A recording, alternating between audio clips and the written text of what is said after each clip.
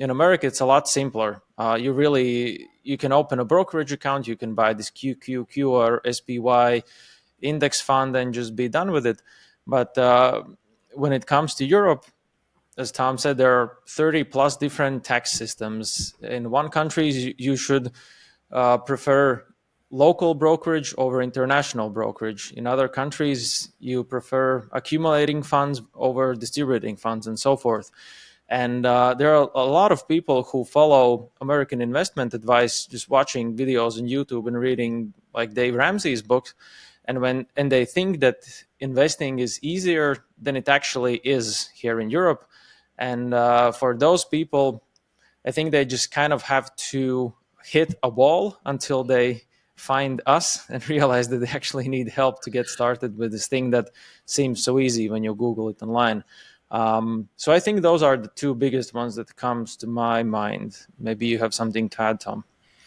Yeah, the only thing I would add to that is that there's this issue of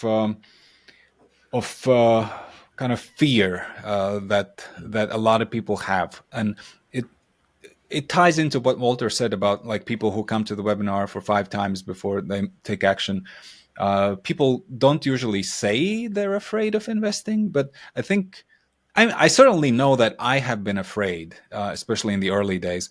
I certainly remember being afraid as a professional investor when I was first investing millions of euros for clients. I was really afraid. I didn't want to screw it up. I didn't want to lose money for the clients, and I knew the market goes down sometimes, right? And I think like if somebody's investing their personal, like in their life savings, they feel a lot of fear around that, and so that is something, yeah, that we work with all the time to help you kind of change your mindset and have this Zen attitude that, of course, the market goes up and down, and we just keep riding the waves, because if you have a good strategy over the long term, you will almost certainly do great. Sorry, I was going to say, what I'm really interested in hearing is kind of the obstacles around how it is that you guys tackle that fear, that these individuals have, and kind of walking through how to get over that, because it is really a mindset thing at the end of the day. And I know that's one of the biggest obstacles in the investing space. So how are you guys helping people to change their mindset around that, or get informed to be able to understand that there are ways to learn about it safely and things of that nature? I think storytelling, telling our stories, telling other people's stories, like case studies of people who've been really successful with this, market case studies. I like to tell this story of like, what if you had a time machine and you could travel back in time to 1999? That was the dot-com bubble. Stocks were super expensive. And I always ask, well, was that a good time to start investing? And from today's perspective, you would say, no, that was a horrible time. The market was about to crash. It was really bad, right?